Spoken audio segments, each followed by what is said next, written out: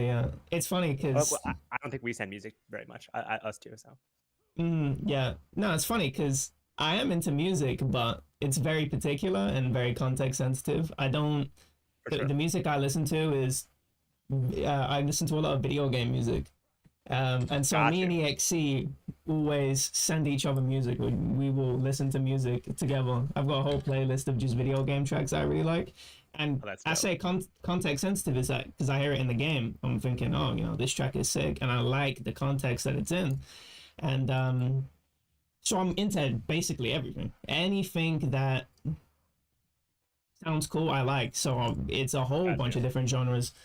And I saw Frenzy play Devil May Cry a while back, and I thought this game's bomb. It's just an action game, and it's very there's a high skill ceiling. There's people that are really nerdy about that game. How me and EXC are nerdy about Souls, where it's like, oh, you can do these specific builds, and you can low profile this role if you do this one specific move that has a hitbox that's disjointed, and so you can get through this move. That's the level that people are obsessed with this Devil May Cry game. Um, Too. and I like combat heavy games. I get into games that I like that have those reputations. I was looking at it, and the music for that game, I couldn't believe it because it's not my type of jam. I don't generally listen to. I don't even know what genre it is, but it's got screaming in. It's sort of like zombies. The zombies Easter egg music. Annihilation. Yeah. Yeah, something like that. No, it's more more akin to 115 or 115. yeah, yeah, but maybe not that hard. Still, it's not super comprehensible unless I'm really paying attention. And wow, this track is so good. I heard it within the context of the story. I was just watching the scenes from the game. The final boss is people like to do combos on the final boss, and the music was just gorgeous. So I was just listening to that. I've just been That's listening dope. to it. I'm the sort of guy that just listens to one song on repeat. I'm not. Yeah, I do that too.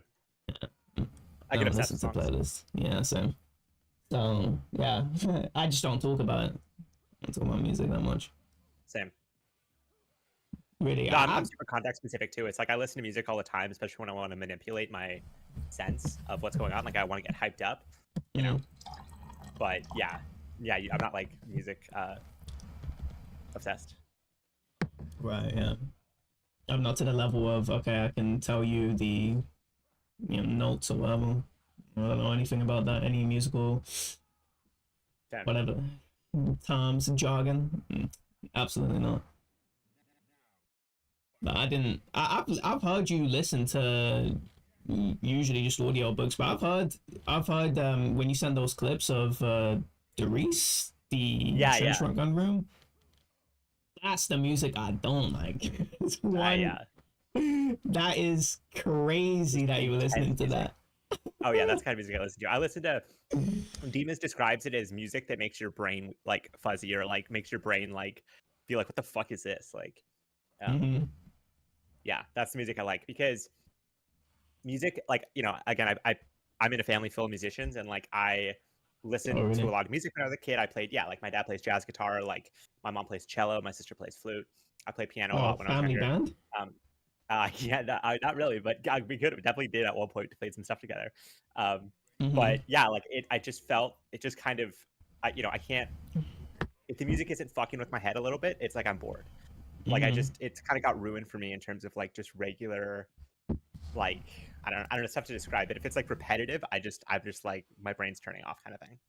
So I need music that makes my brain feel like what the fuck was that? Like I tell people I ride the line between music that's like really bad and like really good, if that makes sense. Like Okay. sometimes I can't even tell if it's like just bad and I just like it for some reason because it makes my brain itch. So Interesting. I don't think I need.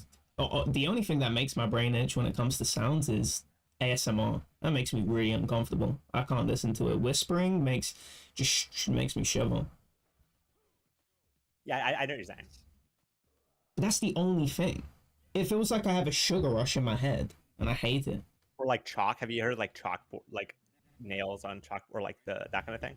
Yeah, but it's I can listen to Nell on a chalkboard and it doesn't sound too comfortable, but Right. whispering is just It so just much different for me. It's just so strong of a feeling. It's an actual physical feeling. yeah, it affects your like nervous system kind of thing. Oh, yeah. Don't.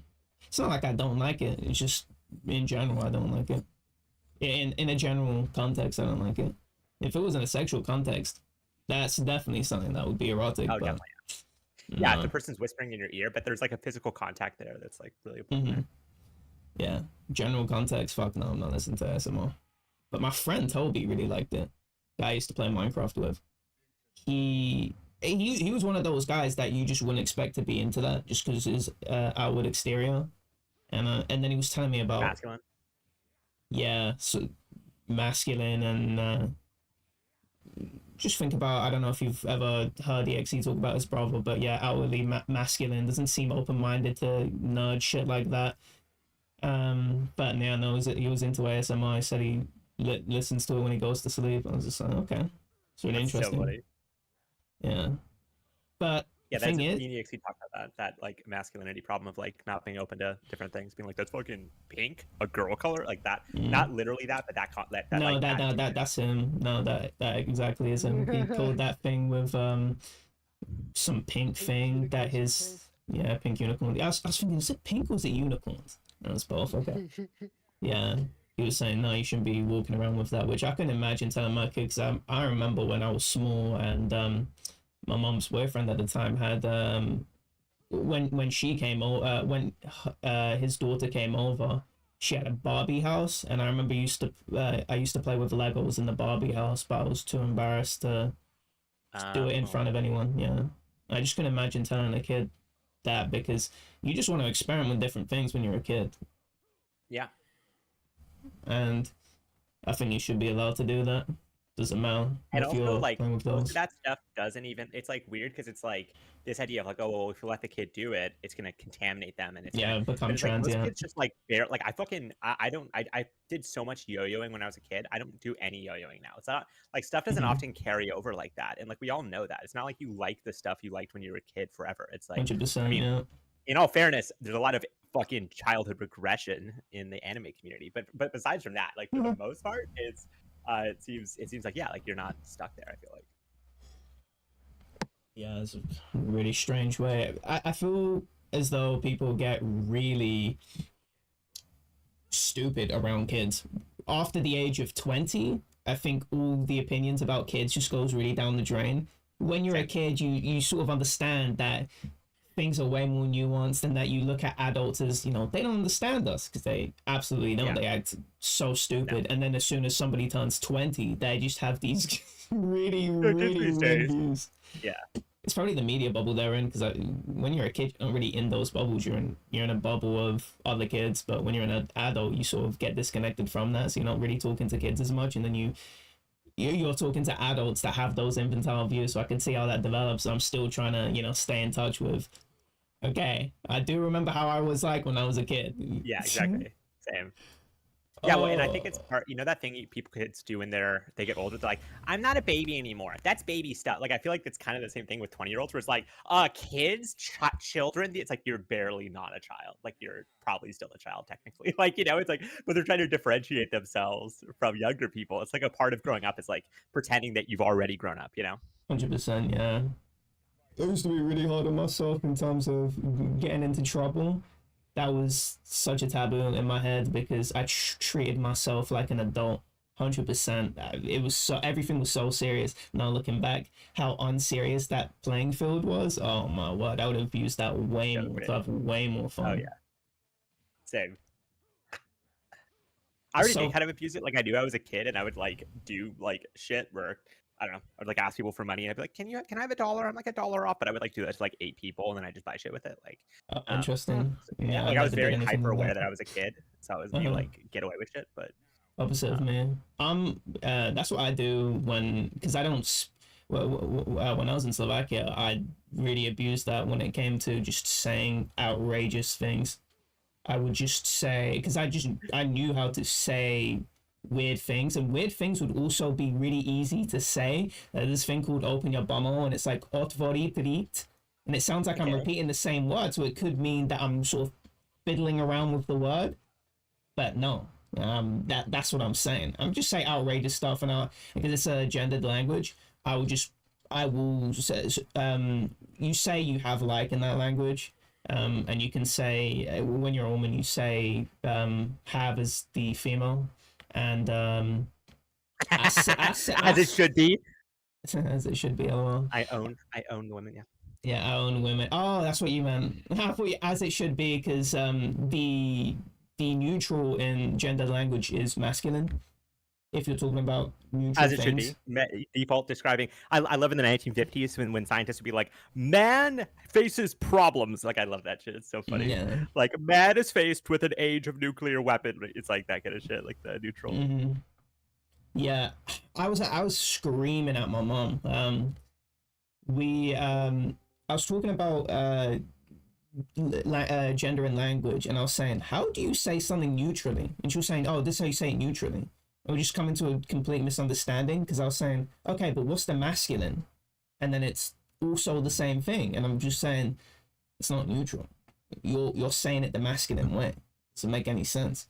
And I was saying, do you not feel anything about it? And my mom's one of those types of person that just doesn't have any opinion on anything for some reason. Yeah, she just doesn't, and it made me lose my mind, because I was saying, she always defaults to this one line of argumentation where it's, okay, well, what is it? How is it affecting my life? And so luckily, Yeah. I just knew. I was saying, okay, well, in Switzerland, they wrote the language in the masculine, and they barred women from voting until I think 1972, which is quite far from the norm in Europe, which would have been around late 1910s. So such a disparity coming from a bunch of activists that were saying, hey, it's written in the masculine, it's for men. How do you not feel as though how do you not you can have your rights taken away, or rights interpreted away, because of the way the language is written in the masculine? And she was saying, yeah, but it's fine now. And I'm thinking, how do you know it's fine now? It's fine now. Like, what are you talking about? Why are things fine now?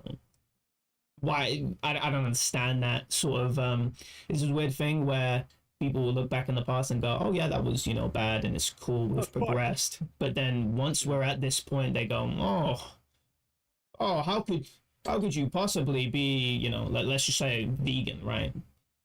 People go, oh, that's so stupid, being a vegan, but I could totally imagine a future where it just becomes so convenient to be a vegan that.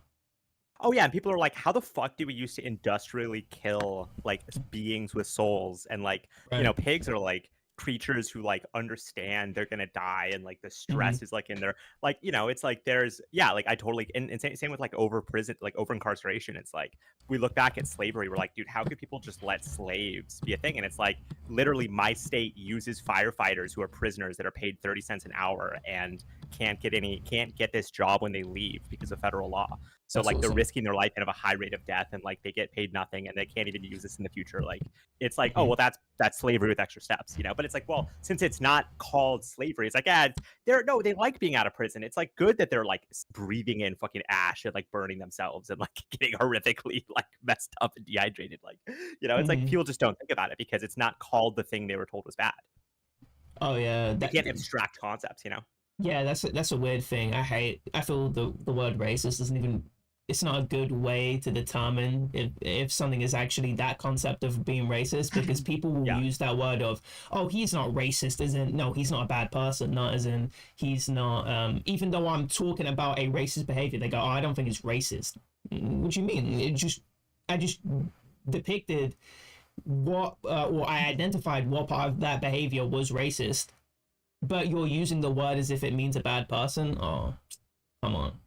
Or like not noticing when like I think classism is huge too. It's like people literally will use like poor redneck as an insult, and I mean, you're really like it's really fucked up in a lot of ways. Like you're dehumanizing a person. You're saying they're like not equal to you fundamentally because of like how they were born and who they were raised as. And because it's just not about the color of their skin, it's like, oh, a social thing. People just don't care. But you're still using stereotypes to dehumanize people and dismiss them like as humans. Like that's It's not even to really a me stereotype. It's just the class itself that it's just yeah, seen but as the lower in class itself is society. called but it's like, well, if you're rich, how do you even have a conception of what it's like to be poor? So they don't, and what they do is they just tell like they blame behaviors like being stupid on being poor rather than, oh, this is like an adaptation to social struggle or like there's no empathy for it, you know, it's like yeah, so it's very similar to racism in that way where it's just a way of dismissing a person's humanity. Mm-hmm. But people don't care because it's not like called racism and it's not, you know, discrimination in the kind of conventional sense. Mm-hmm. Yeah. It's like, oh, I don't need to take this person seriously because they're a stupid redneck. It's like, well, I don't need to take this person seriously because they're a fucking Jap. You know what I mean? You could. It's really A what? you're describing the dehumanization of people either way. But again, people can't abstract concepts. They can't think of. It has to be literally calling someone the N word. You know, like it has to Right. literally be I don't like the obsession with nigger in America. America because it's just Yeah. around that word and it's not about any sort of concepts of dehumanization. It's so weird that so there's this guy called LTG and he's got a channel and he's Oh, basically those your just God. he's just substituted nigger with rog and he's just calling them a Street Fighter character. Oh, he's such a Balrog, and I think it's Come on, bro. fucking hilarious. I think it's a hilarious term to Rog, and he's just being racist. And just with a Yeah. different word, but then that racism isn't being flagged or anything. It's so outrageously racist that you could not Yeah. come to any other conclusion. Yeah. And sometimes he just defaults back to the actual slurs. It's so funny. He's like, in clips are not being clear. These are niggers. It's just like, and by the way, if this didn't land, by the way, I gotta drop it. That's awesome. And he literally hates black people. Like if the clips you sent, he like literally thinks of them as like basically non-humans who have been like mutated by being slaves into being like another breed. Like he has this insane conception of them. It's like, oh, 100%, yeah. And I hate how I hate when people live in stereotypes. Dan did this as well. I don't know if you caught this, but he was talking about when on Martin Luther King Road, he said, "Oh, of course it's Martin Luther King Road." Now I didn't know what the fuck that meant, but after what he said next, I understood. He was like, "Ah, of course it happens on Martin Luther King Road," and then he said, "I'm surprised the guy wasn't black." The guy that rear-ended him, I think it was. I don't know if this was the rear-ended one, but you know, it's just you live in stereotypes that you're surprised. You know the driver stereotypes where a type of car or a type of person, like color of their skin is drives a particular way. Yeah. I don't know. Well, it's just easy to come up with. It's just easy to come up with stereotypes. You know what I mean? It's like so easy. Yeah, I just don't get the point of it. There's nothing I can do. Shortcut.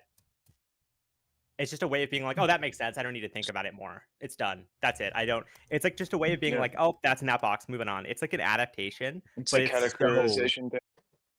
Exactly. But like in service of being wrong, which is why it's crazy. Like it's like a shortcut that leads you astray. You know, like that's what's so crazy. I just don't get what the shit. Specifically with driving, it doesn't make any sense because you can't see them until you have the interaction with them. Well, okay, so I will say, like, people. Okay, so I'm driving, right? People in Porsches and BMWs on the highway, I actually am giving them more space. I actually am thinking genuinely, like, it's just like I've had it happen enough where these bitches in Porsche Cayennes, also when I'm biking, they fucking run me off the road. I'm learning from that. You know, I'm not like, oh, your mom drives a Porsche Cayenne. Fuck that bitch. I'm leaving an upper decker on her, you know, like I'm shitting on her toilet, like when I'm at the house. I'm not like, trying to seek revenge on everybody who has it, but I am keeping my distance because they tend to be inattentive. They tend to be fucking driving faster than the speed limit. They tend to just be bitches. Like it just happens for me. So I'm not saying like, I'm not like, let's make laws. Like Dank is like, let's make laws outlawing black people kind of thing. It's like, I'm just more saying I'm trying to just keep a little bit of a distance. And I don't think it's bad to like learn or have those stereotypes, even if they're not fully like logically true. It's just me adapting to the type of driver I encounter sometimes, you know. Okay, but that's And the keep myself hard safe. type when it comes Yeah. to skin color. Oh By no, the I don't time think that is. by the time you know the skin color, it's just It's way too late. it's way too late. Yeah, so I just think it's so pointless. It's just pointless to know. But But I you can see do. why. Okay, when I'm a kid, I got ran off the road 3 times by Porsche Cayenne, different Porsche Cayennes. When I'm on a bike, I had to plug in bail on the bike. You know, I'm not forgetting that. Like that's going with me. You know, like that's Yeah, what, even 100%. though Yeah, it's I not know that. logical, it's not the same person. It's just like I have to. Yeah, I don't. It's not like stereotypes on or gathering data isn't all that useful. What's funny is when Lotte God talks about rogs, he will define rogs a very particular way that I go, okay, that makes sense. These are actually just genuinely bad traits. But then he will apply it to all black people, which is really stupid because he's specifically making the distinction between being a rog and being African American. But then he just calls anyone that sounds African American, just calls them rogs.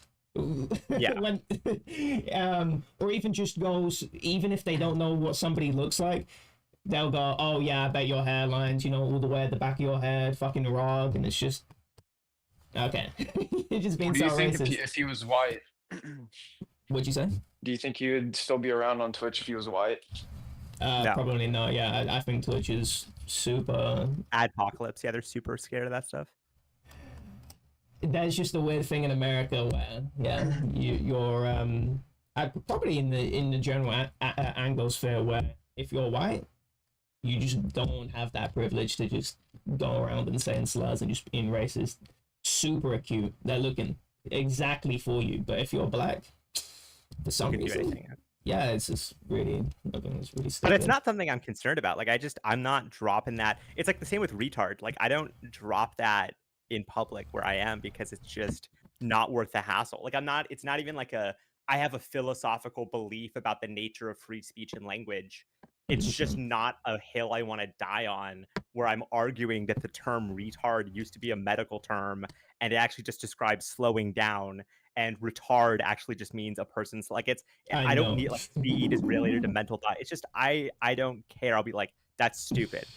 You know? Like Right. it's just it's so I think people who want to die on those hills, I'm suspicious they have anything in their mind worth saying.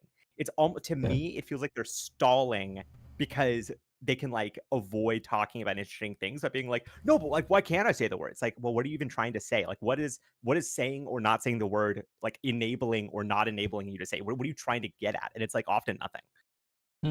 I'm more suspicious for a completely different reason because a lot of the people that are going free speech just happen to not really care about free speech at the end of the day. It's just at all. And it's one of those things where probably from the outset it was obvious. At least it wasn't obvious to me, but it was just a poorly defined term of free speech. It's just going around and going free speech is what I determine free speech to be. It's just a nebulous term. What does free speech mean? Free speech could mean anything, right? Do you mean that legally? Do you mean that sort of as a general principle that people should hold? You know, it's really stupid.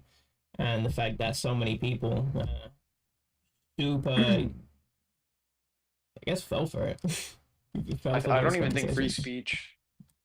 I think it's not even like just speech at this point because of like online stuff like Twitter, just like being able to post like anything you want. Oh yeah, moderation stuff. So it doesn't even mean like speech at this point. I feel like online, like I think they mean speech. Like so it's even past that term. Yeah. Yeah, whatever. I'm gonna go and get a drink.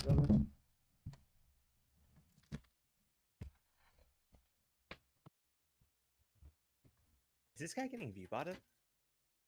No.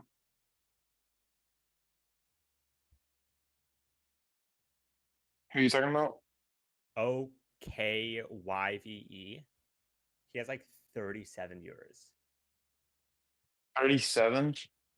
Yeah. Oh, maybe Freckleston rated. He's in his chat. Okay, probably Freckleston. Why was that so unbelievable?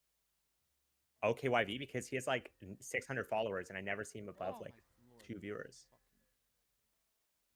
Interesting.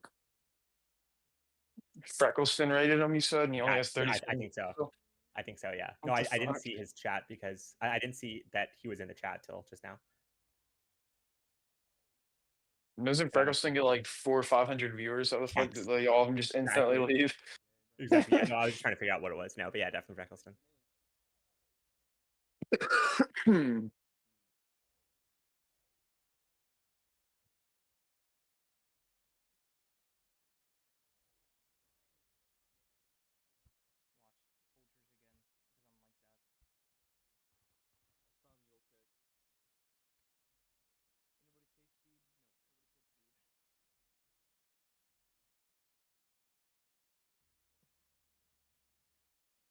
What was that fake curve?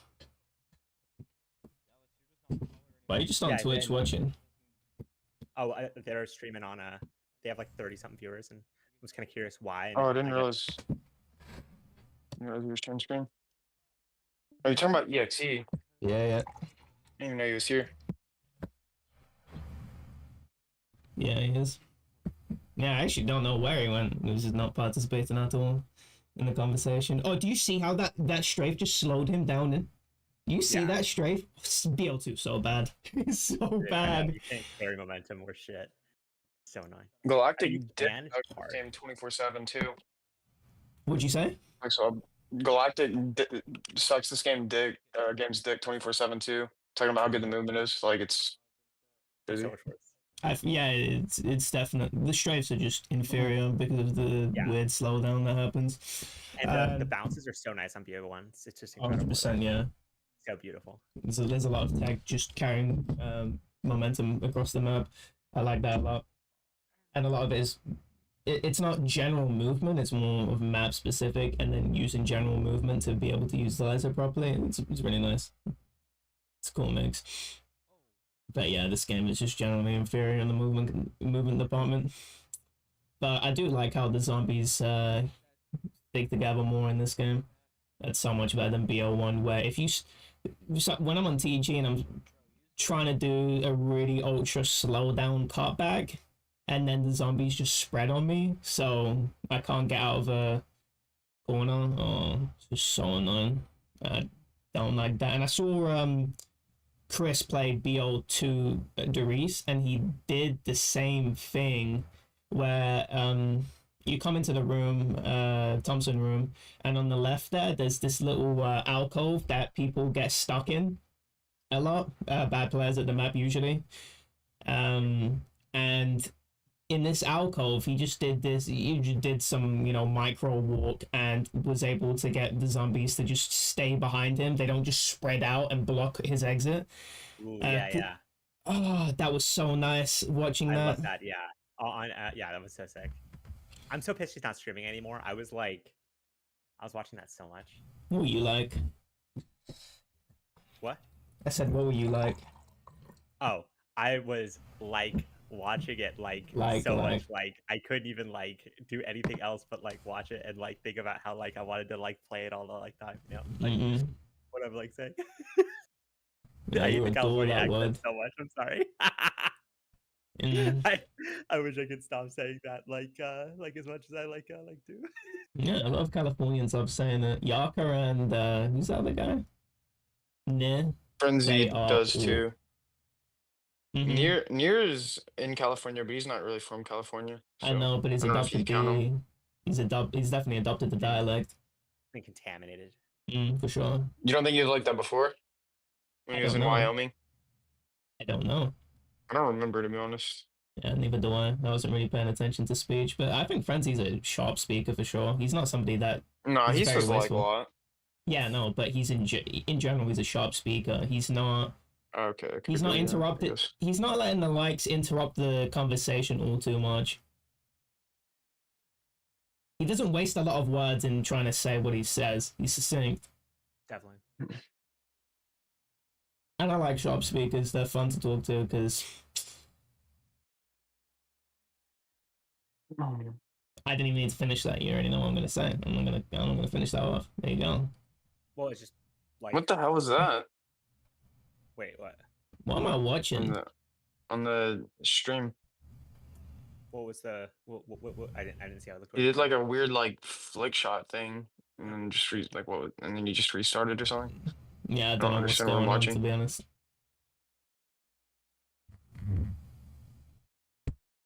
I haven't a faintest idea. Oh, I love the creativity behind the sub icons on this channel. DT 2.0, Jug. I like that. It's so zombies. Yeah. So Yeah, like everybody does that, like a sub emote monkey bomb. Yeah. I can't believe they ruined the PogChamp emote. It's so crazy for nothing too. I know, yeah. The guy was crazy. He wasn't even. He just said something. It's like, and it's not even him. He doesn't. He's not the fucking picture. It's like, you know what I mean? It's so stupid. Yeah, you need to separate Like, art from artist. It's not even art from artist. It's a picture of him. It's like the fucking. It's like those pictures of like, you know, the kids that become memes like 10 years ago. It's like, I don't care if now they're on 4chan saying any shit. It's like, that's not them. It's like it is no relation to them as a person. It's so disconnected. It's a picture of him going, oh. Yeah, this is one fine game character that got removed because it was a character called Fei Long, and he's a Bruce Lee sort of clone character, references him pretty much to the T, and yeah, he was removed because the whatever foundation. I hate these family foundations. Oh yeah. They said, "Oh yeah, so it's disrespectful. They don't like any sort of imitations of Bruce Lee." And so Street Fighter are never bringing him back, and he's part of the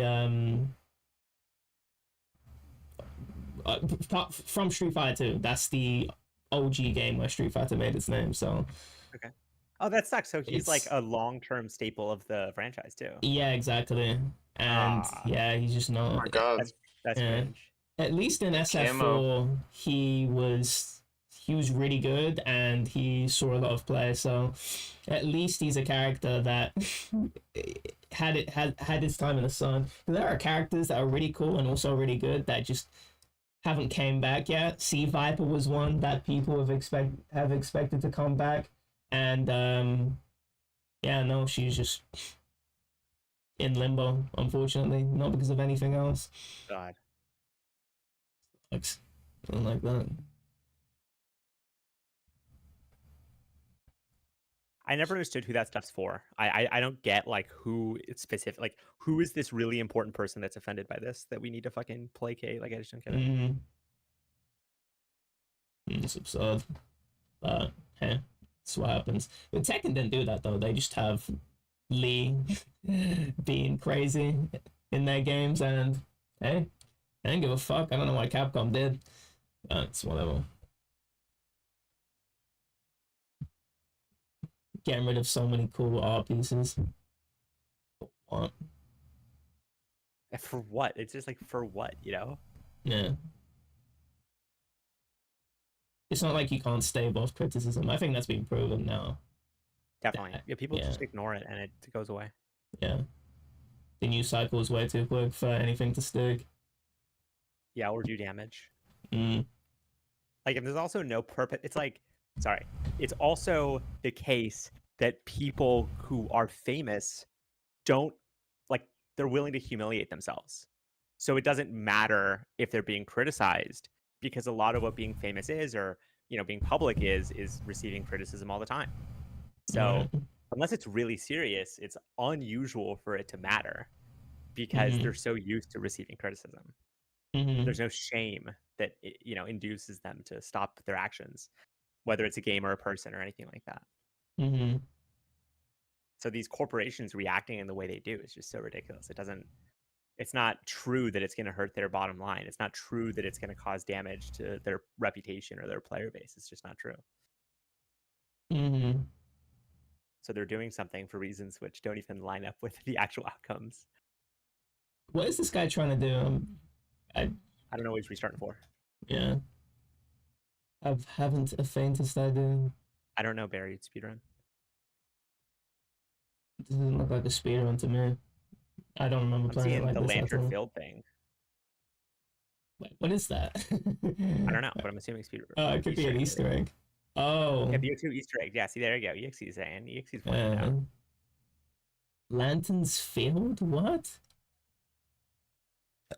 That's like you use the paralyzer on the thing in the fucking in the In the maze. fucking In the maze. where? Alright, okay. In the maze. And you fill it up and it goes red instead of you shoot it, it fills up, it goes red, and that's part of the Easter egg, I think.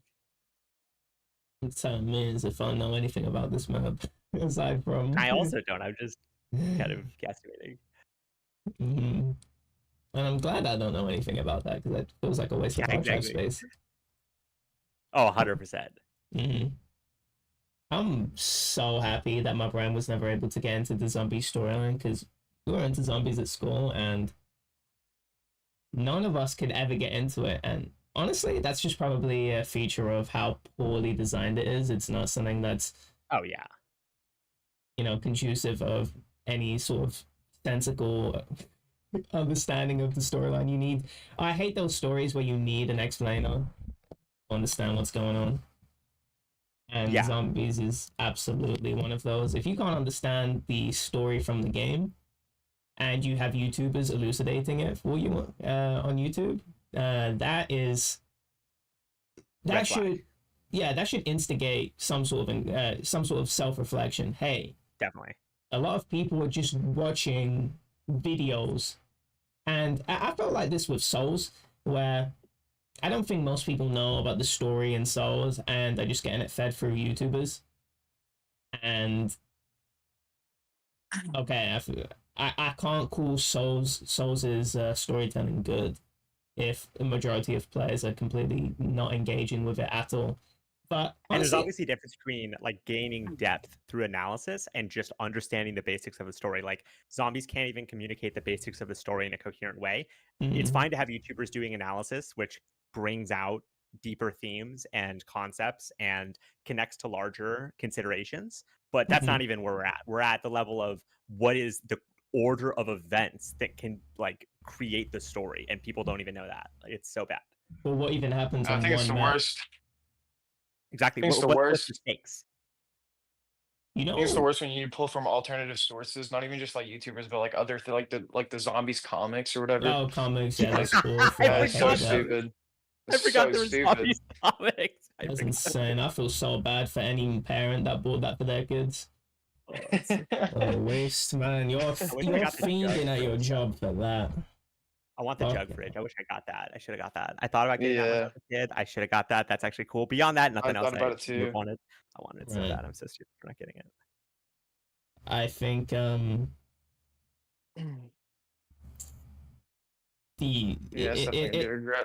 there are some maps where I understand the story just from these maps I don't even play, that I just understand somewhat of what's going on just from watching people play the map, and that's Mob of the Dead.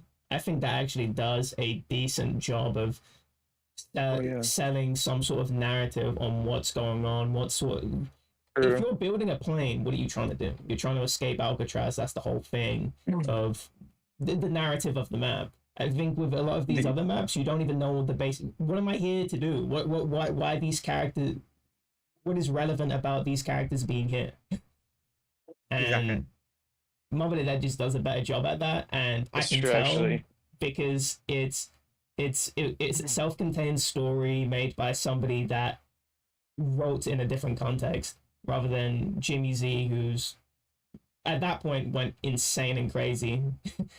And he did, and people can't defend him. He's insane. He shouldn't have stayed on. I absolutely agree with Jason Blundell taking over for him. Jason Blundell was a nice, new, fresh of eyes looking at that game. And also, he went insane too. He just went insane a lot quicker. He made 2 maps that were worth considering, and then he went crazy with ruining the actual foundation of the game, because the maps themselves weren't even that bad that he created. It's the foundation of the game that's fraudulent. No, I was gonna say something. Yeah, I was gonna say something about Mob of the Dead. I actually agree with you a lot because like with the Easter egg too, actually really cool. Probably the best Easter egg story wise. Definitely. Like breaking the cycle and stuff, and like the characters against each other. Yeah, I remember that. Yeah, the narrative it's presented to you so much more clearly. And it's something that Yeah. you can get invested in way more. It's a bunch of prisoners trying to escape. that that's just already enticing in Even comparison the to. cutscene. Oh yeah, the cutscene. Yeah,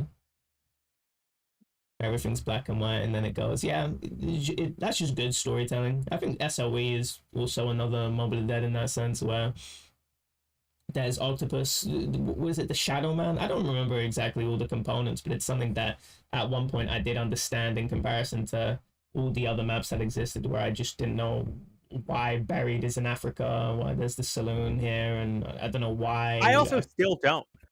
Yeah, neither do I. But why is it in Africa? I don't know. The one time we get African representation, it's this. It's just about it's Cowboy. No, I know. it's just I know American. But why? Greg FPS teleported it there. He said that they had to do that. That was his idea. He made the map. He's such a beast, dude. I've always appreciated Greg. It's funny because I thought Greg was genuinely sub 70, but then I watched the DSP play zombies, and that guy is really stupid. You think he's worse than Greg in terms of like adding the years Greg's played together? Yeah, that's the thing. That's what I was considering. I was thinking Greg has played way more, right? But then I think DSP is one of those things where a lot of there's a lot of universal mechanics that exist in video games, especially modern video games. The control schemes are very homogeneous in comparison to what they were back in PS1 era. So when I know how to move. If I know how to move on a 2D plane, I can play a fighting game, I can play a platformer. There are so many different genres I can play just from knowing how to move on a 2D plane with some competence. And he's a guy that has most definitely played other first-person shooters or moved in a first-person 3D plane. And the fact that he was moving that badly, he was unable to really map out the location of where zombies are coming from, able to move his face and where zombies could potentially be coming from. He's just dumb. Wait, I got dumb. a really funny clip regarding what you just said about like not knowing how to map the zombies. And I feel kind of bad for him too, because he's just made fun out of it so relentlessly, and then he's the person that thinks he is top brass, and he starts whining and crying about it. At least with Greg, it's just he doesn't give a fuck. So it's, oh wow, he's really bad, and that's really funny. But I don't hate Greg. There is no hatred I harbor for Greg. No hatred to Greg. We talked about this. He is the fool we laugh with and at. He's awesome. Right, and I've talked to Greg after me and Tricky's have talked to Greg after his YouTube series on him. So we're, as far as I'm concerned, we're fine. I don't think he likes me still.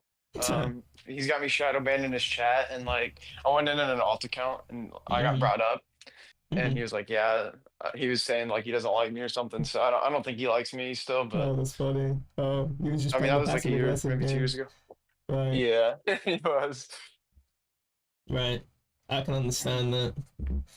As as somebody from the Fat Man region, I definitely understand when you. That was probably the one physical characteristic that I gave a fuck the most about when people made fun of me. Was when people made fun of my weight, I super gave a fuck more than any other aspect. Race, I don't give a fuck.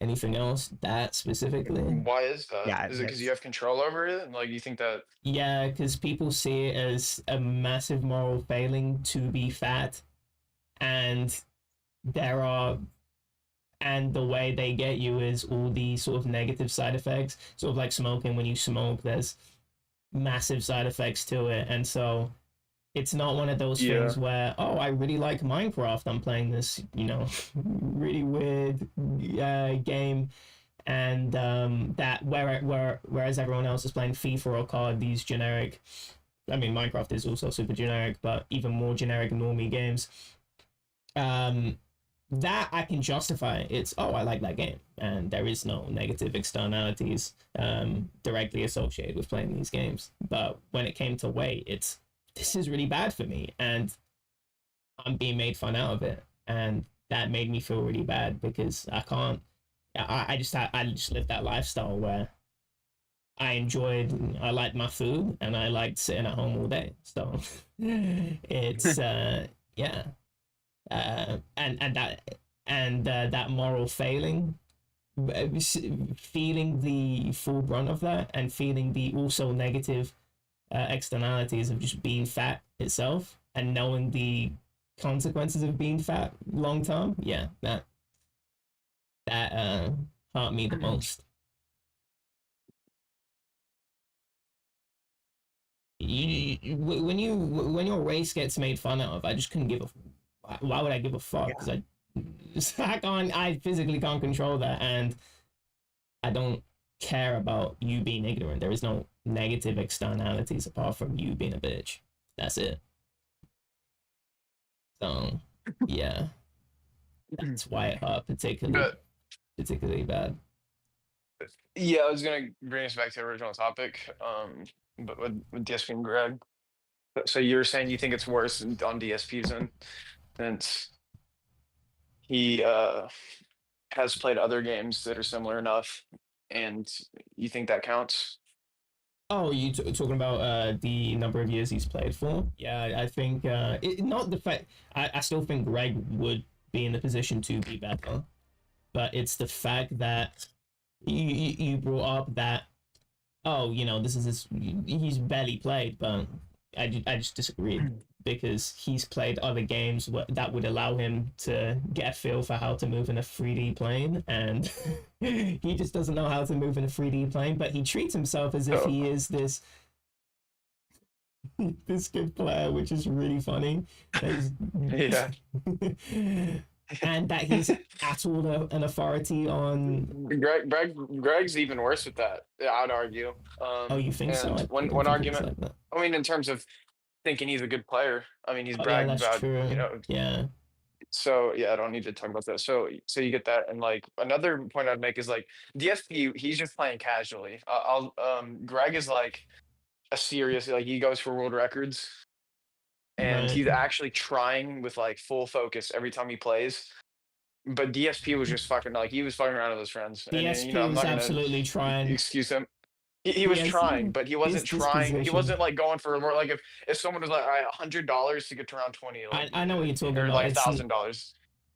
It's not his calling to be good at zombies, whereas Greg's calling is to be good at zombies. So he has that long term plan around being good at zombies. So he has that room to what do you call it? He has that the room to improve over multiple sessions of playing that game. Yeah, I understand. And yeah, the SP isn't like that, but it's just really funny that he treats himself with any seriousness. I just don't know how I could take myself that seriously playing a game I'm not good at. Whining and whinging. Blaming his teammates for something that's not even their fault. Like throwing like I don't think Niraj has seen the clips, has he? Which one? With DSP? So there's so someone throws a grenade at him on Call of the Dead, and he picks it up and he blows himself up with it. He starts blaming him for throwing the grenade at him. He's like, "You just down me with a grenade." And then like the next game, the same thing happens. Someone throws a grenade at him again. It's like round 10, and he starts running from the grenade because he thinks it's gonna kill him. And the zombie downs him, and he goes, "You just blew me up again." He starts blaming even though he didn't even die to it that time. That's crazy. You say it's crazy? I don't think so. He is. No, yeah, that actually is crazy. Like I understood that even as a kid that the teammates' nades don't blow me up. All right, I'm just saying. Like that's actually, I'll have to find the clips. It wasn't hard.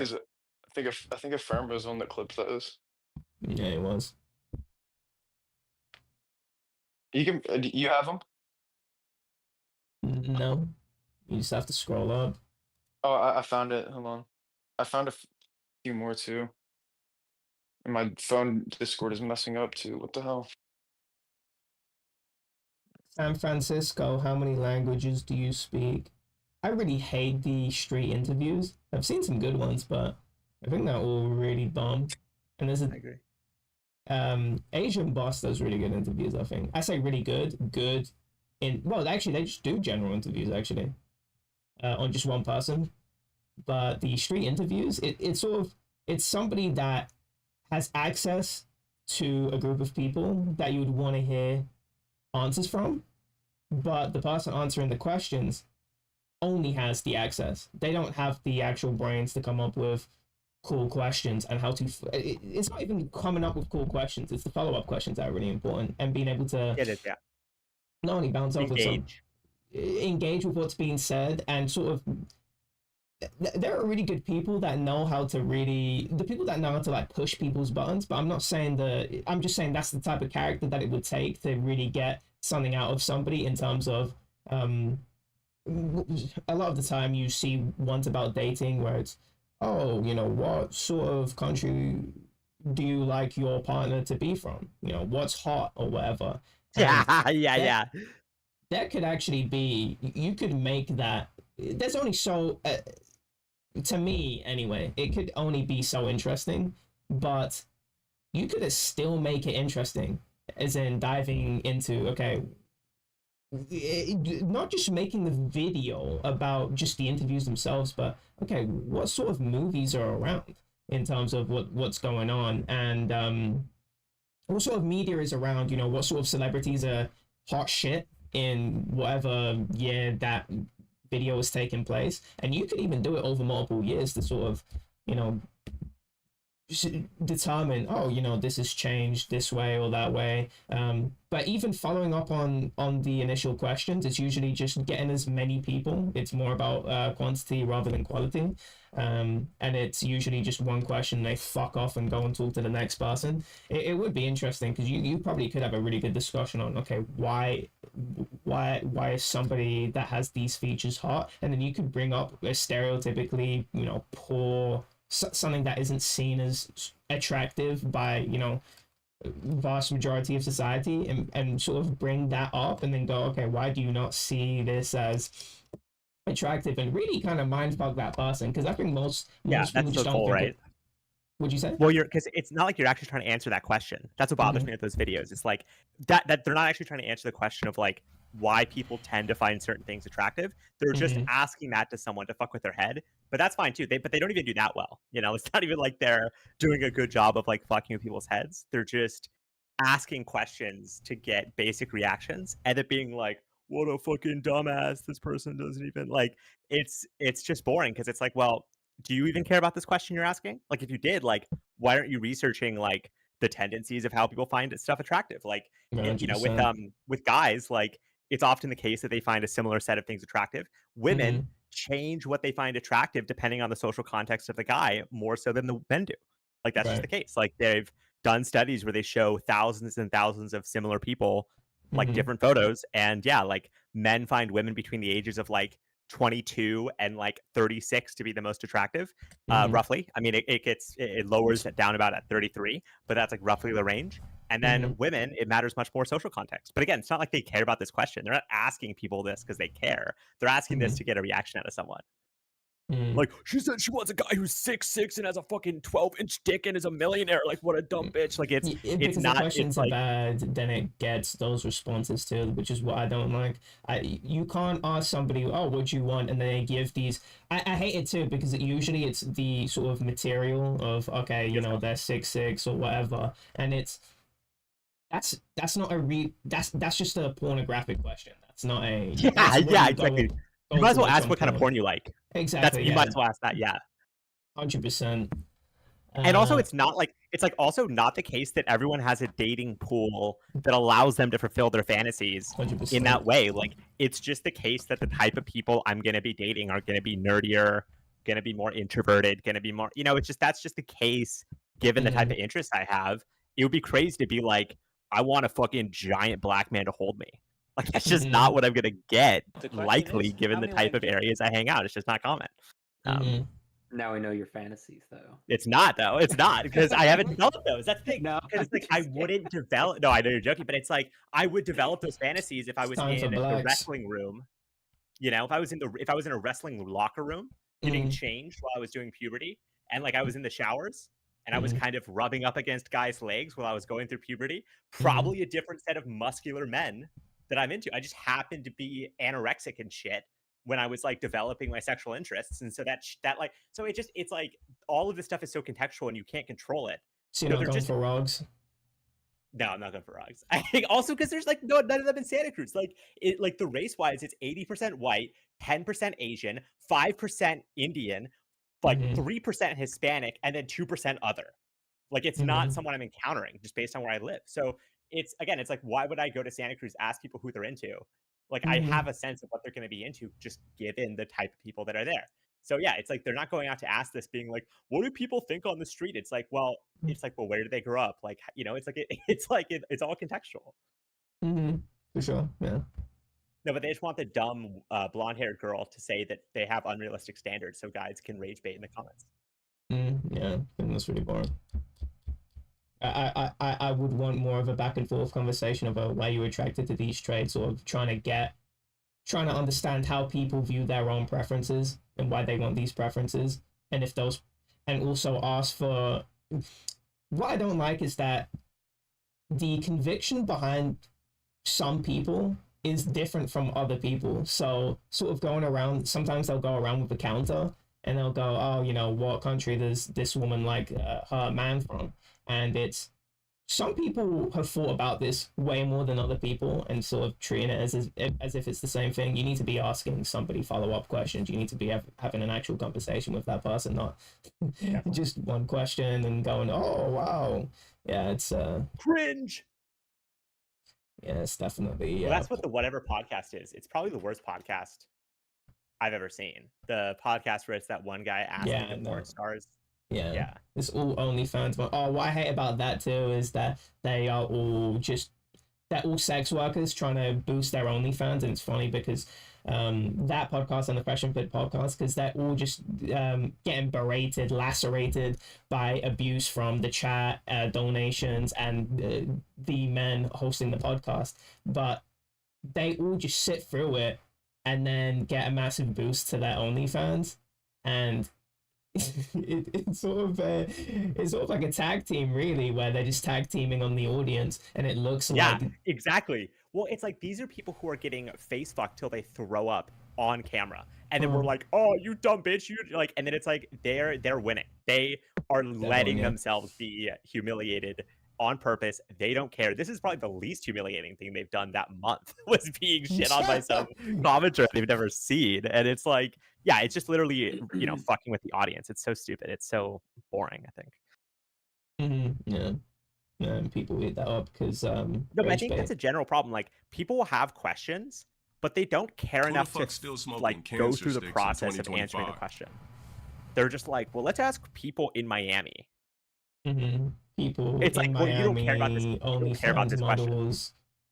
Yeah, I don't like that. One thing EXE's brother was saying was that all women are the same. And I was telling him that would be a selection bias thing, because the type of hobbies they would have, his exterior place, plus the places he's hanging out in, that those are going to be conducive of a certain type of woman. If you're going to a nightclub and you're somebody that has that outside bravado plus drinks a lot, that's not going to be someone that a bookworm is going to go up to. That's going to be someone that's also going to be more extroverted, so has a certain personality, more confrontational, blah blah blah. Plus people that want to, I just think Al Gore is just, that's freehead behavior, that's Cody behavior. That's not an intellectual pursuit of, that's not a wine mom. A wine mom, moderately drinking her alcohol while eating olives and cheese. I know I've created a stereotype, but those people having, conversations that are probably more fruitful because you're not inebriated by, chugging a bunch of alcohol and having competitions on how much vodka you can drink. And having custom combos of, how to make vodka taste cool with whatever drinks you're mixing it with. I just don't think that's, if you're doing that often, if that's a habitual thing for you, I just don't think that's someone that's going to be someone that has a lot of cool interests. I don't know. I'm assuming, I don't go to these places and hang out with the people. I just don't think that's someone that has a lot of. Well, yeah, like, no, that's the whole game here. Is like, well, would the kind of person you're wanting do the kind of things you're doing? Like, it's just so obvious. It's like, well, no, a person, like, the things that you want from people, they're not going to be found in that kind of place. And so that's obvious. It's like, oh, everybody on Twitter has stupid political opinions. You're reading randos on Twitter's political opinions to get, Yeah, it's it's like, insane. that's your fucking fault for going to the place which doesn't give you the thing you want. Like it's, and 100%. it's just, it's a lack of seriousness, I think. It's like, instead of, it's like so much easier instead of answering questions to kind of explain how other people haven't properly answered the questions. It's like, well, okay, why don't you show me by doing it yourself? Why don't you show me by researching preferences and tendencies across culture? Why don't you read the books that definitely exist talking about dating preferences and its relationship to social class and how it changes depending on where you are in the world, and mating rituals and how it's evolved? Like this all exists and has for hundreds of years.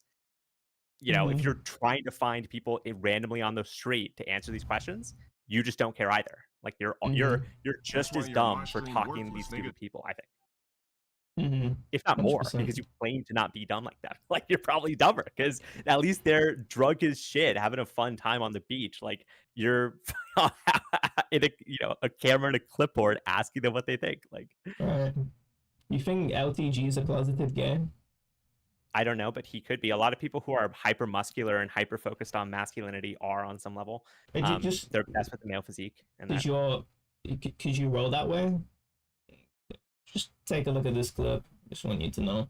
Or just wanna. I don't have the gay though. Are you on my share screen? Yeah. Oh yeah, let's see. Okay, nice. That's why you're on my stream worthless, nigga. It's Friday. You have no bitches. He's hurting today, bro. You don't even have a dick you can suck if you're a man. What the fuck? What the fuck? Yo, that's suspect as shit. Did you hear That that? was gay as hell, bro. did. Shut the fuck up. Like, are you niggas even like? If you wanted to swing the other way, would niggas even like you? Like, at this point, I'm just like, what's wrong with these bozos, bro? Ain't no. I don't. It's tough to say because you know how like a big, I don't know if you've seen Julian, but like most of his jokes are just, bro, you're fucking gay. Like a lot of military jokes are like, bro, yeah, it's like, bro, check out this gun. It's like my dick, and like it's like a lot of super straight people default to gay jokes. So it's tough to say. Okay. It's tough to say. Okay. Yeah, but how about this?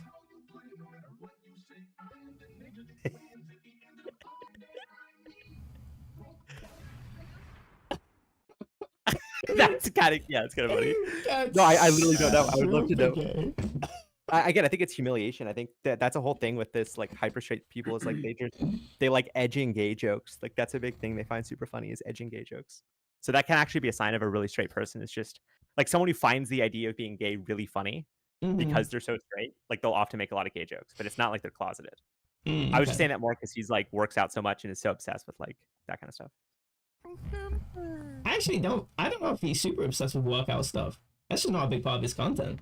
I don't think. Yeah, I've just seen posts of his, but that's when he's super obsessed with looking really nice because the guy's 40 and he looks gorgeous. That's what I'm saying. Yeah, so that's why I think he's definitely like that's why I think he might be gay, is because he's so obsessed with looking that way. He is. He's 40. Yeah, he's 40 and yeah, absolutely. And low tier God looks gorgeous, and he's 40 years old. And 40. Yeah, this guy, so he lies about his age. He says he looks younger. He says he is younger than he actually is, but people found his found records of him and found out he had a daughter, which changes it paints a different light on him. Talking about women or daughters specifically, because he said he'll never have a daughter, he'll never communicate with his daughter after she's had sex. Because he can't imagine a conversation. You're not he always has this one it's like he's envisioned it, because he always has this one hypothetical of, you can't talk to me at a dinner table. We can't go to Denny's together. That's what he says. Because they fucked, like the girl fucked someone. Yeah. He can't go to Denny's with her. Yeah. So people have made a compilation, low tier dad sneak dissing his baby mama and hating his daughter compilation, and it's just him on the concept of having a daughter. It's so crazy. I'm just really think about that shit for a second. Just think about how your parents fed you growing up. If you're one of those niggas that got processed foods and bullshit, Like we like to talk about lunchlies and backshot babies and just pay attention. Backshot babies. That's another Oh, one you that he told me says. about that, right? Oh, that's a crazy one. That's like I don't even know anatomy. I didn't take 5th grade anatomy type shit. Type shit. This guy though, I just have to show you this one rage because it's so funny to me. Where is it? Roglet. Roglet, that's so funny. Oh, This- Roglet is crazy. Yeah, Niglet. Damn. Niglet, yeah, Roglet, yeah. Oh, and the filters that people put on his face. Dale, I'm within a few hours. Look, it looks like he's crying. Like I Grand said, Canyon go trip buy just you and somewhere. my boys. It does. Wait, that's crazy AI. What the fuck? Yeah, it's super good. Oh, this though. Get the fuck off. Pay your child support, nigga. Paying child support, nigga.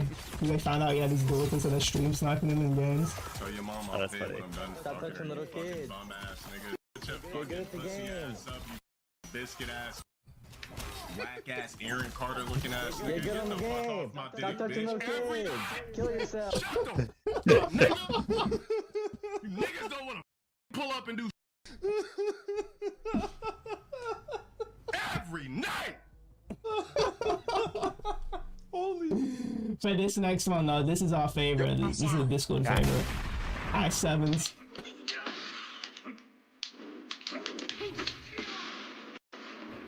Oh, just for some context, he turns his camera off and sometimes it just freezes, so that's why the camera's frozen. Gotcha. People usually buy a house with their spouse, but you were going to buy one with your buddy, Ferris. You don't have the credit score or the debt-to-income ratio. Oh my God! Shut the fuck up, you broke ass niggas! God damn, you niggas don't know shit about me. Why the fuck would I buy a crib with a nigga? He's so gay. He might be gay. What the fuck are these niggas talking about? I'm in the high sevens, you broke ass niggas. He actually might be gay. You see, the concept of him living with a nigger is so... you make him It so almost upset. terrifies him. Yeah. How is that triggering him so much? Yeah. So, what's your gaydar saying? Saying that if he's horny and drunk, he might fuck a feminine looking guy, and then he might have distanced him. And also because he's an attractive guy, he might have been hit on by guys and might have been down with it. But clearly that's not something he's like trying to do. And probably he's so egotistical and concerned of his image that if that ever came out, he would lose his mind. However, that could also make the sex hotter because it's so like risky for him to be fucking guys with his. So it might be happening. Might be getting some massages at a bathhouse or something. But I don't think he's dating guys. I think he's like using them for sexual stuff if he is doing that. I don't think he's like in love. He just seems like that's not him. He's not like a love kind of guy in that way. Right. Doesn't seem like he loves women either. That's the thing. Yeah. It seems like he hates people. Right. He's like a complete narcissist, but I know the sort of guys that really hate women, but they're always talking about the bro friendship, the bro relationship. Yeah, that's a really interesting thing. But he doesn't even do that either. He just doesn't like anyone. It's really funny.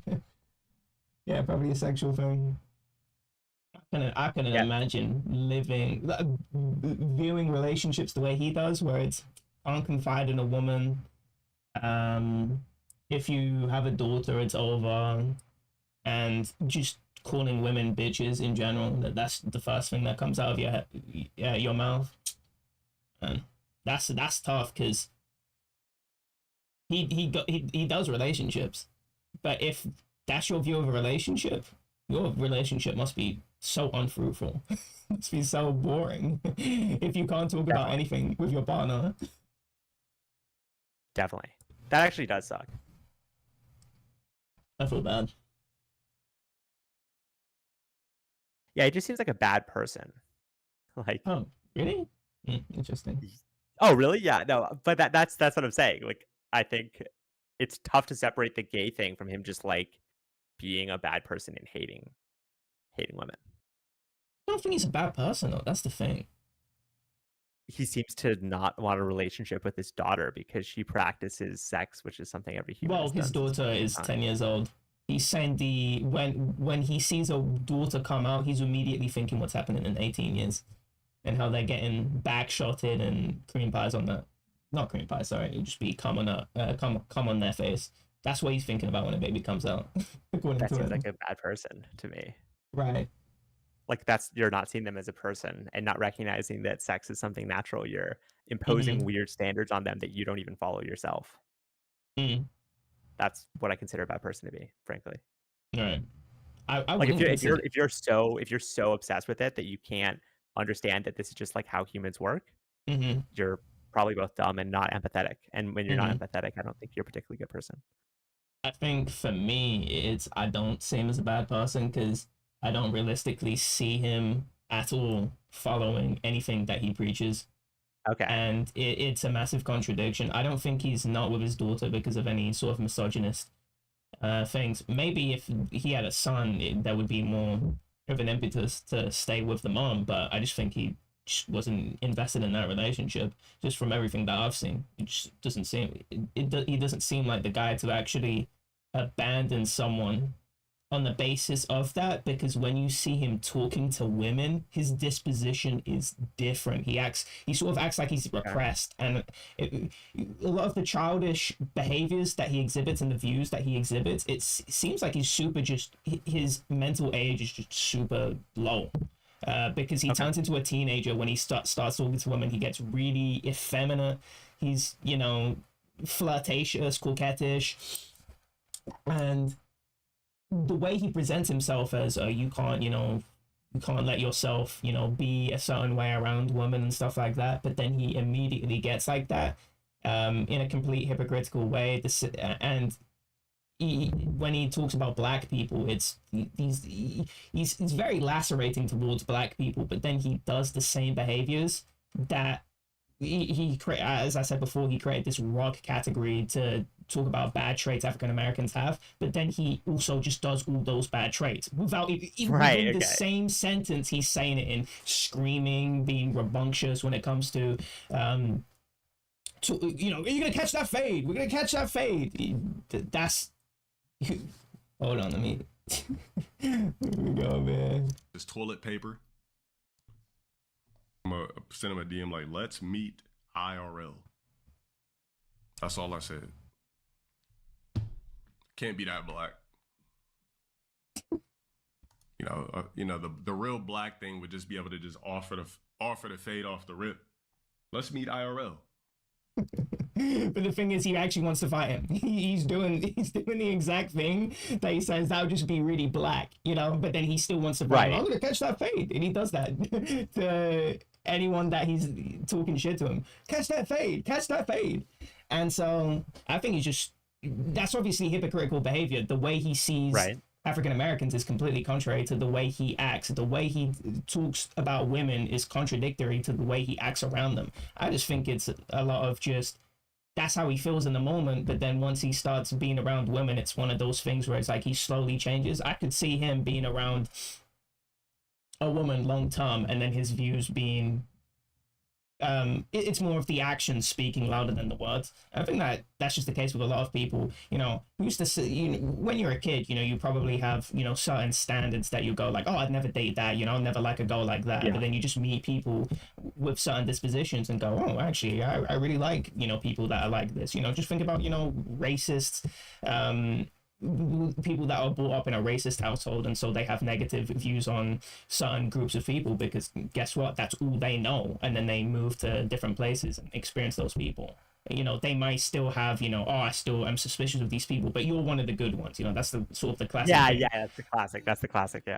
That's how I view LTG. He spews hate, but in reality, when he's in person and he's talking shit on trans people on the internet, but then meets them in person, and he's being really respectful, even being very amicable, shaking their hand after he loses, when he's screaming when he's at home. I think that's a lot of that is just the internet makes us in a very particular way because we don't see that person. We don't have to deal with the consequences. We don't go to work with them. We don't have mutuals with them. But immediately when you're in person, you just tone the fuck down because you have all of those things now. And he calms the fuck down. So I think it's just one of those things where he acts like a bad person, but I think he's a much better person once you're actually in the vicinity of him. So he's playing a character, basically. He's playing a character, but he's not playing a character. He's not attempting to play a character. He's playing himself. But it's just the case that you just turn into a different person when you're in a different environment. And I think that's the case for everyone. It's just for him, it's really drastic, and he absolutely does not see the hypocrisy in that, which is really funny. So, but when he's saying this stuff, he's saying it to people, right, who are like not necessarily knowing how serious he is. Well, he's 100% serious. That's the thing. That's like a bad person. He's a bad person. He absolutely. When I say he's a bad person, in terms of, I'm saying he does not act in the way that he's carry talking, into real life the same way. Exactly. Yeah, of course. So of course he's a bad person, but when you said bad person, I was saying no. I don't think he's doing all the things that he's talking about. I don't think he's doing that at all. Right. No, I agree with that. There's just no way. There's no way he's doing like it's so stuff he says is so crazy. Yeah. You should never confide in your woman. There's no way he's living in a relationship and not actually confiding with the person that he's living with. Oh, definitely. He's only saying that to the bros. He's like crying after sex with the girl in the bed for sure.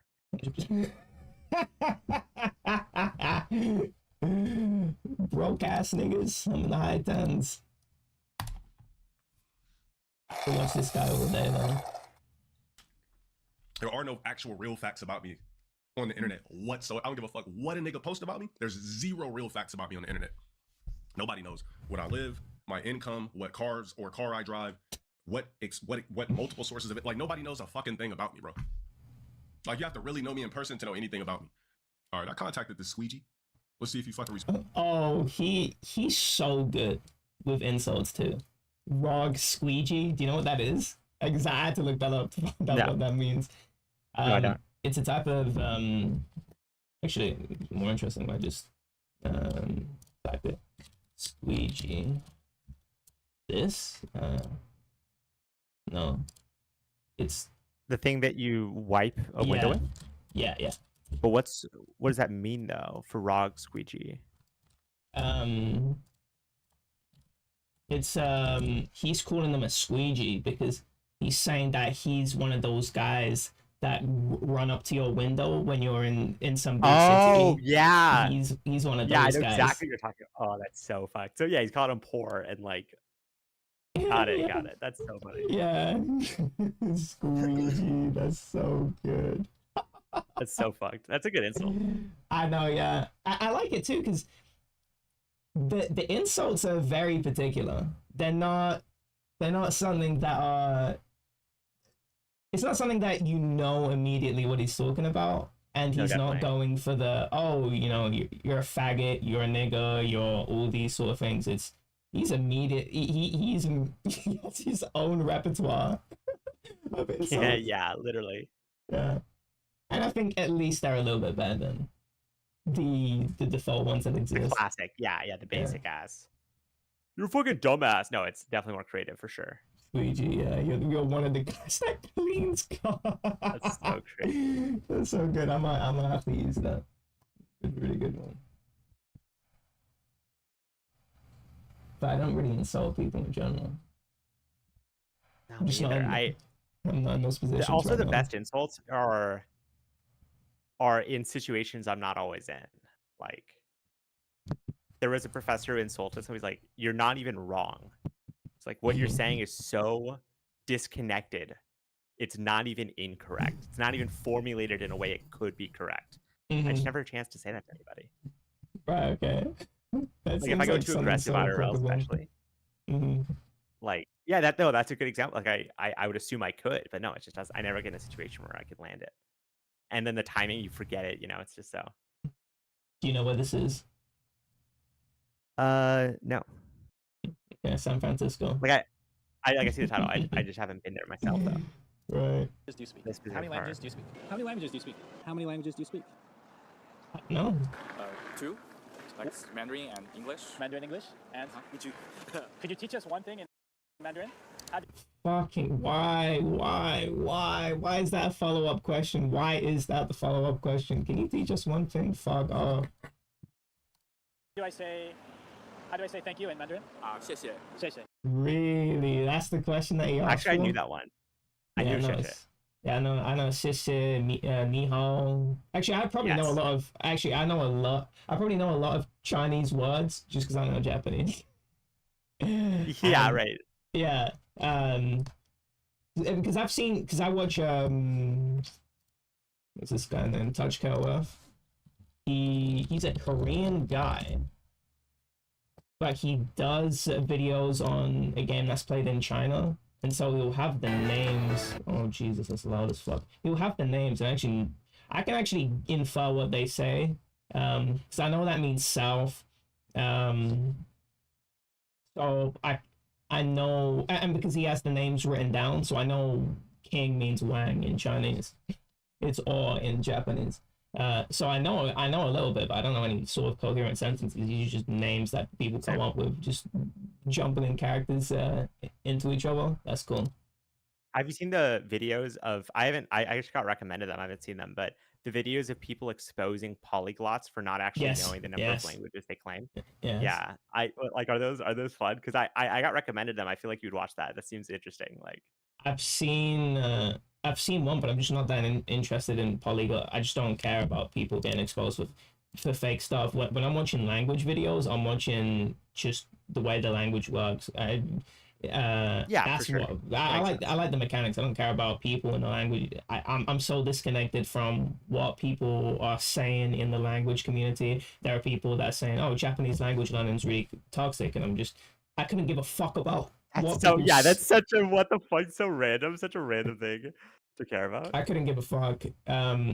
There are some bad traits specifically with Japanese, because there's this weird affirmation of, okay, so in English, I noticed that EXE's massively changed his speech to coincide with what's just more proper in received pronunciation. It's just more along the lines of what I speak. Oh, good, yeah, because it sounds better, 100%. But it's the case that where the sort of, back in the day, where the sort of authority of whatever was the land, of the land, where they established the curriculum was sort of the dialect that got picked up as the standardized written language that's taught across public schools across the country. And so there is a preference for in BBC English sounds way more southern than it does northern. Northerners sound crazy, completely different. Actually, I'll show you a video of a southerner and a northerner speaking. This lady is actually from my county. Favorites. Where's my being funny? This is just the same video. It's just funny to think about the more you go north, it gets Welsh and Irish like even more insane. And then the northern, like I don't know if Liverpool's in the north, but the Scouse, whatever. Scouse, yeah, that's our favorite accent. That's like such a cool accent. It's insane. It's so different. Yeah, this it's so different. Scouse. It's not like It's a continent. No, it's a county. No, it's a county. And then she's proper Scouse. A country. A county. A country. What's the difference between a county and a country? So country is like England. Yeah. So Wales is in Cardiff. Cardiff's the capital of Wales. Yeah. So I'm from Liverpool, so I live in a country. No, Liverpool's a city. A city. Yeah. If you go on a plane and go to another place, that's still United Kingdom, isn't it? Depends where. Where do you want to go? So Spain. That's not United Kingdom. Europe. That's Europe. But it's still in the I love the black lady. the United Kingdom. No, Europe is a continent. It's in the EU. It's in Europe. It's in Europe. I love that. But also, this girl has a gorgeous accent. It's a continent. No, it's a county. She's just hot in general. No, it's a county. I didn't even really give a fuck about her looks. Just the way she speaks.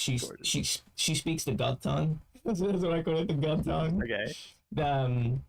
So there's a stereotypical accent that people have in Essex. So that people think that people have in Essex. You've probably heard of it. You know who's that guy that got the nose job that says "bruv" all the time? Groscore. I don't know if you know who Groscore is. Yeah, that guy has a super. Yeah, that guy's a super Essex accent. There's also Sandpepper. That guy's a super Essex accent. Like people just call that the Essex accent, even though people down here don't even speak like that. So it's nice to get some, actual seven head representation of, that's how we speak down here. That's how we sound like. That's how we sound like. That's accurate. That's good. But what's the one where it's the BBC accent? There's a type of RP. news broadcast. RP, received pronunciation. Yeah, that's sort of the standard accent that they try to emulate. And that's what I'm saying, right? There's this sort of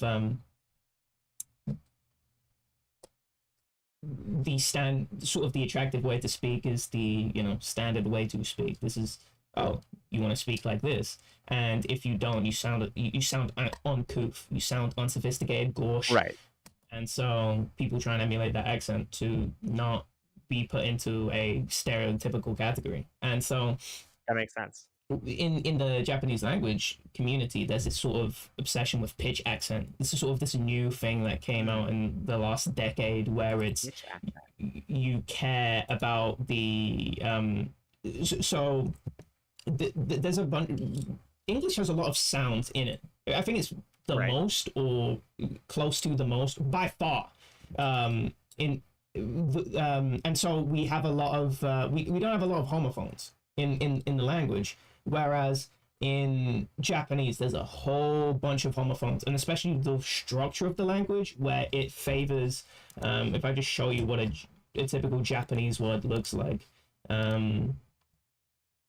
This is a really esoteric character, so that's not a good example.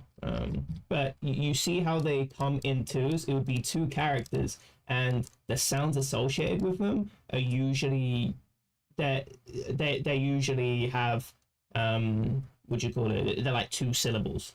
They're not super long. They're just really quick to say. So like Kyuka or Kyureki, Kyugata. It's very quick to say, and so you can imagine that fewer sounds, a lot more fewer sounds than in English, but also with how short the with the preference of the language, the words are just short, so creates a lot of homophones. Pitch accent can distinguish between two words that have exactly the same reading. The thing is, they are absolutely not homogeneous at all across the country. There are general trends, but even within those trends, people will just say things completely differently. And so, that makes perfect sense. So if you go to Osaka, that's in the west of Japan, and Tokyo is in the east, so they have completely different patterns. They will just say things completely differently, with completely different pitch accents. So they're stressed on different syllables. And why the way pitch accent is taught is that none of that is really taught in terms of, why should I care about this pitch accent thing? This is just this is presented as something that's, this is what, you have to learn. This is, something that's really important to learn, but there is no context of, okay, well, it's different across the country. So what you're learning is just standard Japanese, and why care about the standard way of speaking? This is just a homogenization of the language, and I don't agree with that, because I learned some history associated with the consolidation of the language, and people in regional schools, people would wear shame tags if they spoke in their own dialect. Wow. So there's been this massive consolidation, and I just don't know if I feel really that comfortable with subsuming this this mainstay dialect into my Japanese, when that's not the language. Isn't the main dialect. The language is the whole language, how everyone speaks everywhere.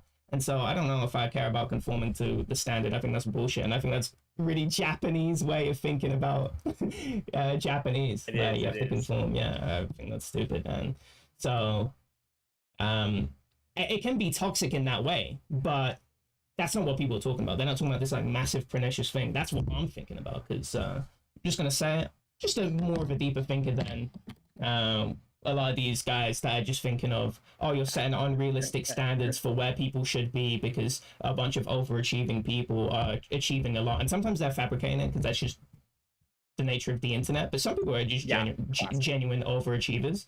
And so this is in general being that's not your grouped up problem. as Your problem toxic. is more that it's like a homogenization that's like actually probably harmful to the nature of the language and people's engagement with it.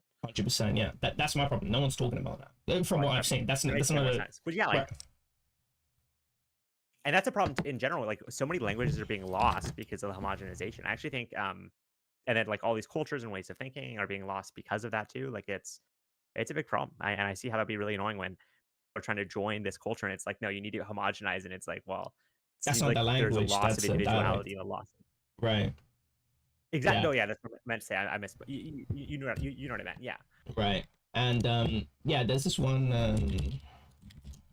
website that I was using. It's kansaiben.com. I was learning this dialect, and it's for self-study. It's a self-study site to learn this specific dialect. It's a fairly popular dialect. It's actually probably something that you need to know. Yeah, when I was talking to Chihiro, Miro from Zombies, he understood what I was saying because I was typing and speaking in this accent. And yeah, I just decided to learn it because why would I not? Just because the capital is no longer over here, and so they now speak Tokyo Kanto, basically Kanto. The Kanto way of speaking is the standard way. And when you're learning, well, at least when I'm learning a language, I'm one of those people where, so this is what, just to offer a different view, this is one YouTuber I watch, and she's really good at teaching Japanese because she teaches it in the Japanese way. She doesn't impose concepts of European languages onto Japanese. And so she was saying, actually, she was kind of shitting on people that are really obsessed with the language and saying, this is just the fastest means to learn the language so you can communicate, because that's all that matters. It's not about this sort of idiosyncrasies. But if you know me, I'm obsessive in terms of the things that I'm interested in. I know the mechanics. I know the underlying mechanics. That's just what I give a fuck about. And so when I'm learning a language, of course, I'm going to be, okay, yeah, I know this, I know that. And when we're talking about the language, right, this is a concept that exists, right? And people's concepts on where the language starts and ends is completely different. And most people go for what the standard sort of concept is put out there. They're not thinking about it as in, okay, what about, the different dialects or anything like that? That's what I care about. So I definitely do want to, learn them. And I was thinking of, if I ever go to Japan, I definitely want to know I definitely want to just go rural and just know some of the idiosyncrasies and the way people talk. That just sounds interesting to me. I'm just interested in that. That's very interesting. Mm-hmm. And other than people being, but like you're not forcing people to speak it. You're not laughing at Japanese people if they have the wrong dialect, though, right? You're understanding this as like a cultural tapestry, but you're not being like, wow, look at this idiot over here at this end and this, yeah. Right. In China, so in Japan, a lot of it is just dialects at this point because of a lot of the language has just been consolidated into just one standard language. And Japan isn't really as big as some, and doesn't have the geographic features to create a society with vastly distinct languages. But somewhere like China really has a bunch of different languages in China. Obviously the famous one is Cantonese because Hong Kong, and that's sort of being preserved. But there are a whole bunch of different language and different language families. I actually show you, it's super interesting, especially if you see a time-lapse map of just how little Mandarin was spoken even at the start of this century. It was not at all, you know, right now it'll probably be 80% Mandarin speakers, but back then you probably get to, you know, 45, you know, 1980s or something. Super not spoken. It's something that with modern technology and the sort of consolidation of the state into, you know, the CCP, they're able to exert a lot of control in terms of what people learn and speak. And so they're pushing speaking Mandarin, which has been an effort that existed even before the CCP, with the KMT, Kuomintang. They also try to consolidate the language, also simplify the language. I know CCP gets a lot of hate for trying to simplify the language, but that's also always existed because it's just a really big hassle, especially in the South, because the South is really mountainous. You go to the next town and they're speaking something completely different. It's actually genuinely really hard to communicate in China, especially here in the South. Even now, I'll pull up the map, languages map. It's crazy.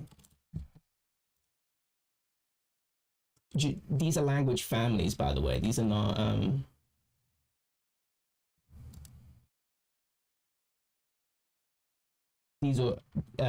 these are language families, not just the actual language that's being spoken. These languages will not be mutually intelligible even if you're in one of the language families. Are you still here, or have I been talking to myself? Yeah, sorry, my computer's totally lagging right now. I don't know what the fuck's going on.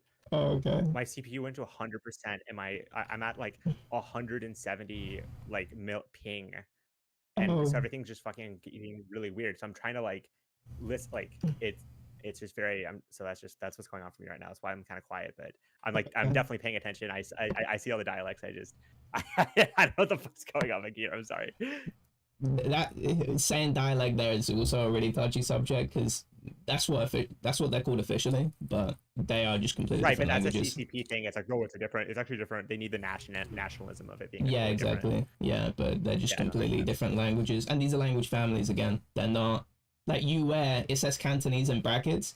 A Yue Cantonese isn't Yue. Cantonese is just a Yue language. So if you go to another place that speaks a Yue language, it won't even be mutually intelligible. So I see what you're saying. It's super diverse. So you can imagine how many languages have just been completely killed, with Mandarin being the main focus of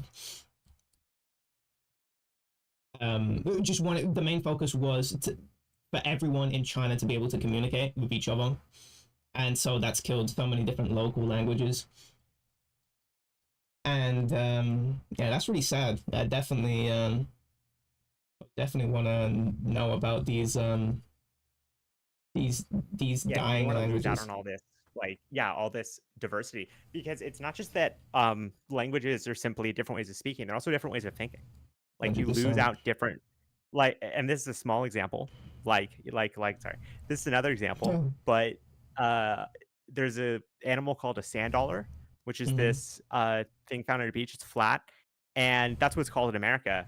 But in Spain, it's called like sand cookies. In Spanish, like sand cookies, you know? And it's such a small difference. But yeah, just calling something a dollar versus a cookie is like actually a huge way of viewing them differently in terms of what their value is. Like, you know, it's like US, it's much more money worship as a culture, right? And you can see that reflected even in the name for animals. Where it's like, oh, well, why is this valuable? It's a dollar, right? Whereas in Spain, it's it's valuable because it's like a tasty treat, and it's just a different way of relating to the objects around you. It's subtle, but that's what languages is. You know, it's ways of conceptualizing and communicating.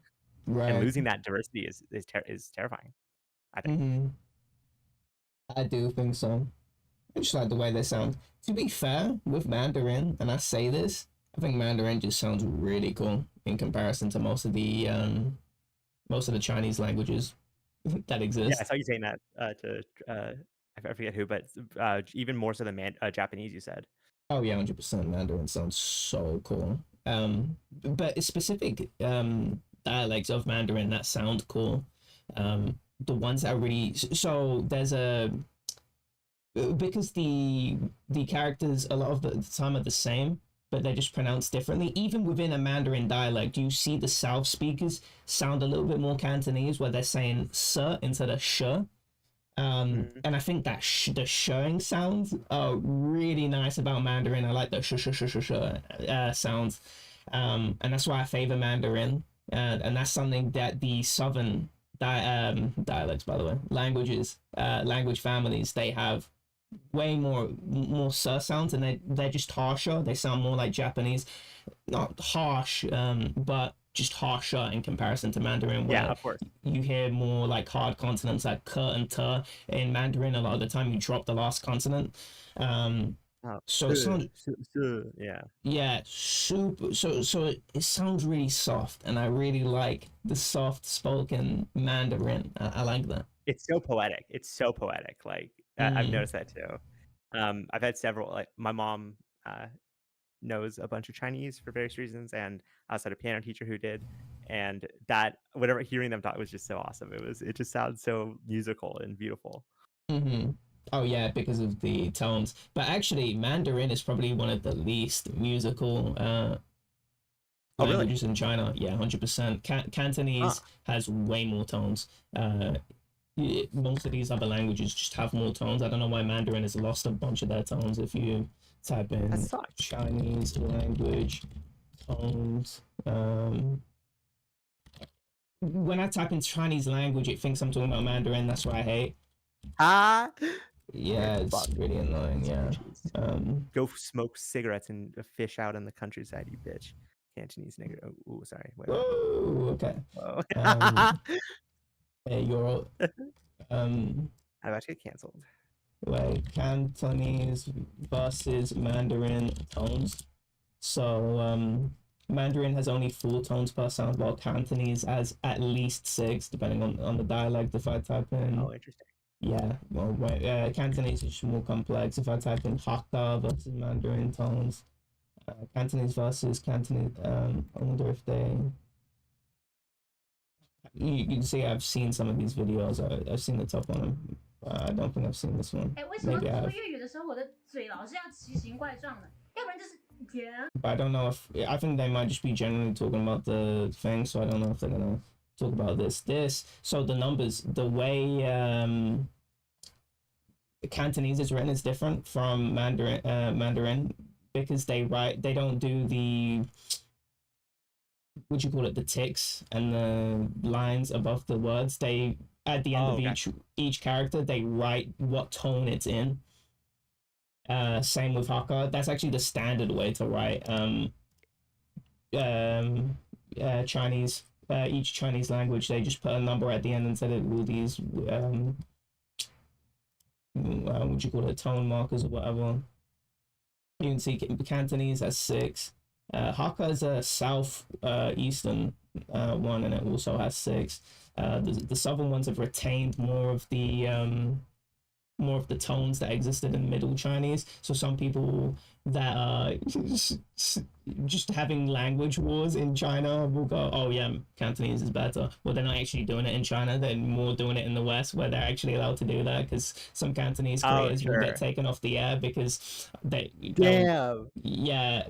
the moderators can't speak Cantonese. At least, I mean, you just hire Cantonese speakers. So that's like one pretext. Yeah, right. So that's one pretext given to get rid of Cantonese speakers on apps.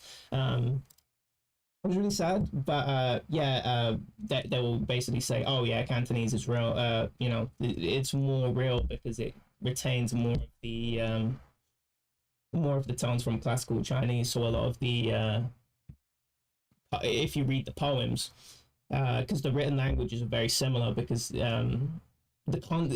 each character represents a concept. So even in Japanese, right, a lot can still be inferred from a Chinese text, given that they're using the same characters. The characters have been modified over the years, so they look different, especially in simplified Chinese. So you can read it and you can gain the concepts of what's being talking about, because a lot of the grammar systems are fairly similar, because they're part of, a big language family. And Cantonese sounds more poetic because you have more of those tones, because the poems have been built around these tones, whereas Mandarin doesn't. Right.